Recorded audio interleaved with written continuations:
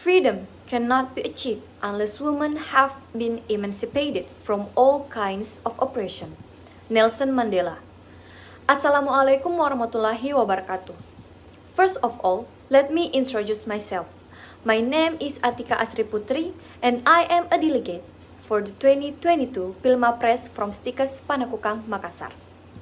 According to the Department of Economic and Social Affairs of United Nations, Sustainable Development Goals or SDGs is a shared blueprint for peace and prosperity for people and the planet, now and into the future.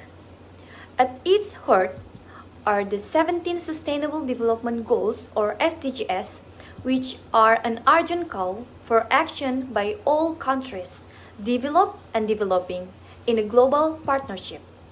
They recognize that ending poverty and other deprivations must go hand in hand with strategies that improve health and education, reduce inequality, and spur economic growth, all while tackling climate change and working to preserve our oceans and forests. One of the goals of SDGs, as in fifth goals, is gender equality. According to the Department of Economic and Social Affairs of United Nations, gender inequalities are still deep-rooted in every society. Women suffer from lack of access to decent work and face occupational segregation and gender wage gaps. In many situations, they are denied access to basic education and healthcare and are victims of violence and discrimination. They are underrepresented in political and economic decision-making processes. In Indonesia, the issue of gender equality and women's empowerment is constantly being fought for.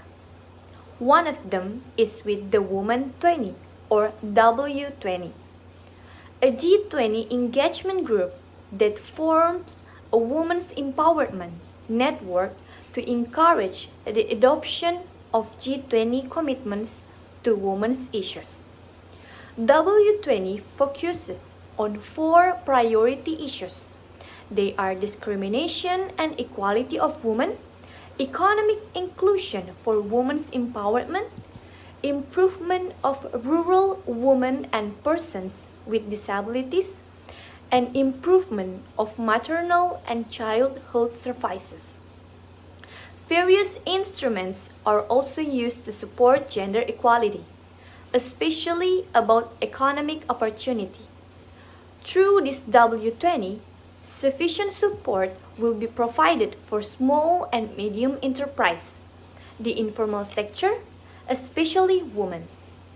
W20 includes access to capital for the majority of women in the labor force participation in the informal section. In the Ministry of Finance itself, support is also given to female employees by providing lactation rooms and caring for children on maternity leave.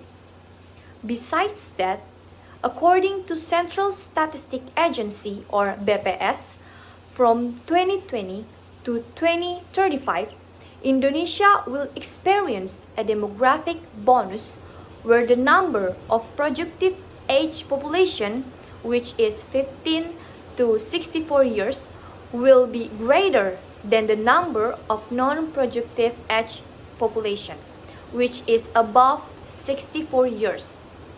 The preparation that can be done is with gender equality. It is intended that women and men have equal access to participate in the development process, such as the decision-making process, have equal control over development, and obtain the same benefits from development. With the existence of gender equality, it can be a development strategy in order to empower the community, both men and women, to get out of the poverty chain and to improve their standard of living. Therefore, let us together realize gender equality, especially in Indonesia, by not discriminating and committing violence against women. Maybe that's all for me. Thank you. Wassalamualaikum warahmatullahi wabarakatuh.